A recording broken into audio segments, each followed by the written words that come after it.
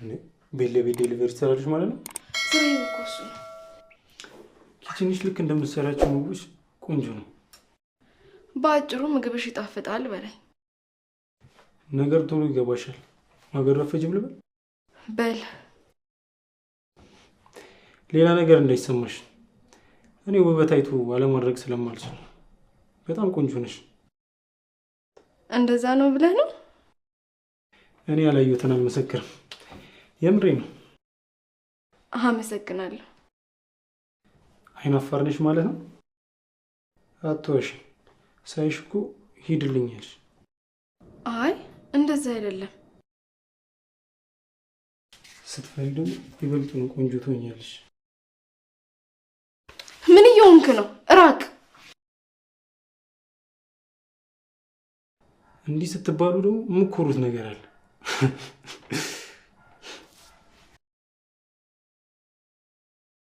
ቆይ እዚህ ቤት ጤነኛ ሰው አይመጣም ማለት ነው? ሁሉም የራሱን እብደት ተሸክሞ ነው የሚመጣው። ነፍሴን አስጨነቃት እኮ።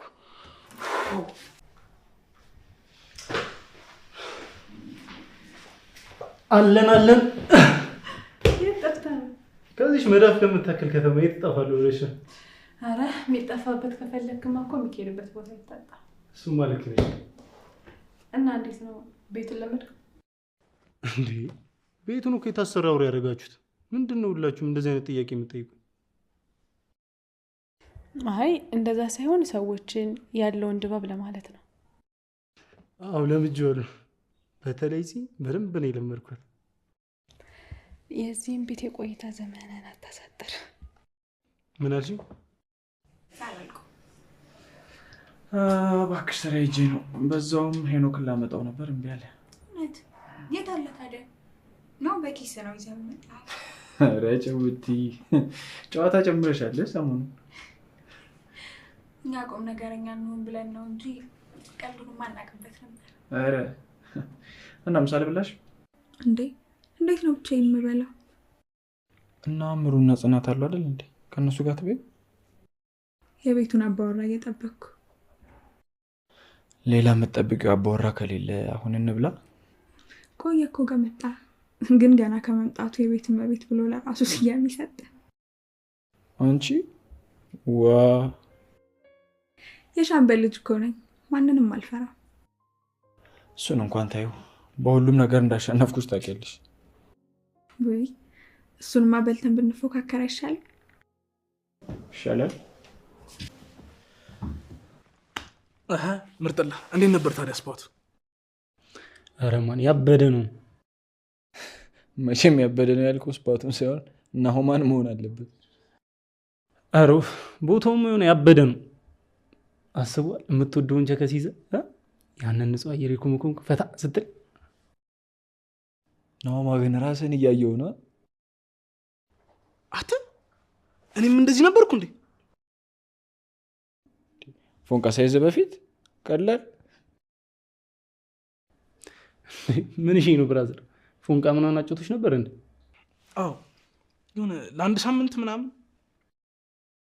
አራት ታስቀኝ በእናትህ እንዴ! አንድ ሳምንት ብለህ ቀለል ታደርገዋለህ እንዴ? እኔ እኮ ግርም ነው የምትሉኝ። እንዴት ሰው ሴት አፍቅሮ እንደዚህ ይሆናል? ቆይ አንተ እስካሁን ምንም ነገር የለም? ፎንቃ ነው እና ምን ወፍ ልትል? አሮፍ ባክ እንደዚህ አይነት ነገር ምግቡ ነው። ግን እኮ እኔ ሁሉንም ሰርቼ ጨርሻለሁ። እንደዛም ከሆነ ጥሩ። እሺ ቅድም እንደዛ ስለተናገርኩ ይቅርታ። ለምንድን ነው ይቅርታ የምትጠይቂ? ጥፋትሽ ገብቶሽ ነው? አለቃዬ ነህ። ምንም ቢሆን እንደዛ መናገር አልነበረብኝም። አለቃሽ ስለሆንኩ እንጂ ለሌላው አይደለም። እውነቱን መናገር ጥፋት ነው እንዴ? ምንድን ነው እውነቱ? እንደ ጠላሽ ነው እውነቱ? ኪራ ላስረዳህ እኮ ሞከርኩኝ። በቃ እኔ ላንተ በቃሽ ጽናት በቃሽ። ባላቅሽ ባልቀርብሽ ይሻለኝ ነበር። ልቀርብሽና ላውቅሽ በሞከርኩ ቁጥር አዳዲስ ባህሪ እያመጣሽ ግራ ታጋብኛለሽ።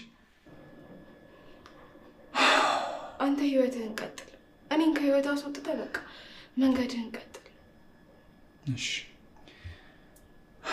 አሁን እየተመኘውና ለማድረግ እየሞከርኩ ያለሁት እሱን ነው። ደግሞ ጊዜ ይወስዳል እንጂ መሆኑ አይቀርም።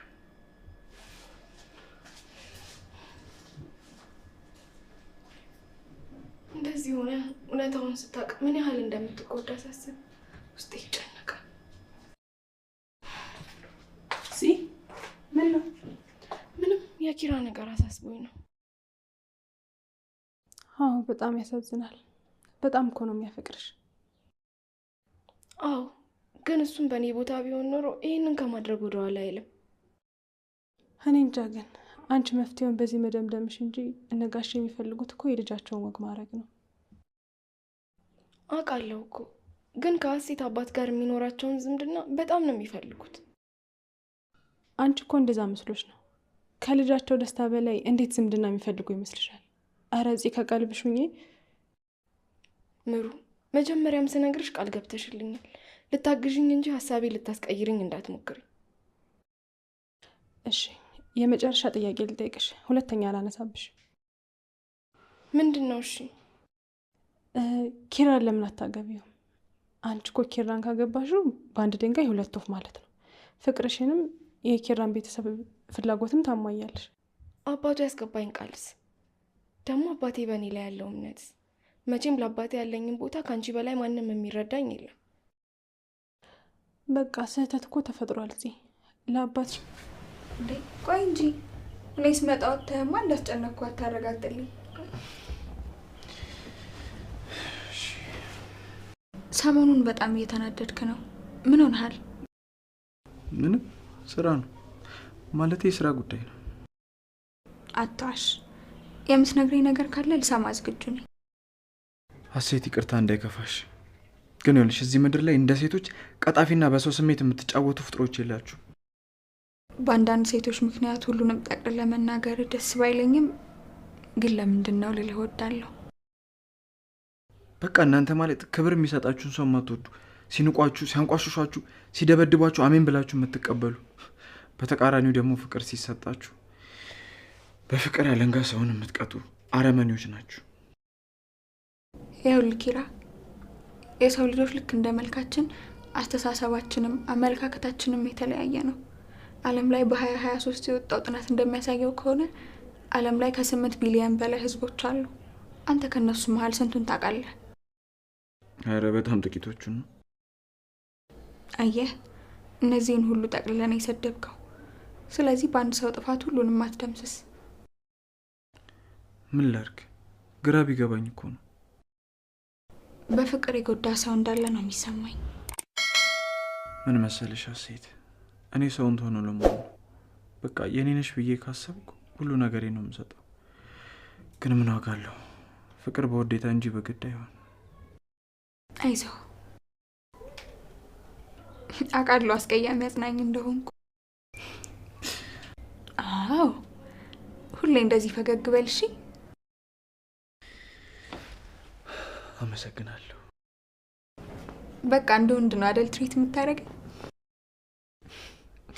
እሺ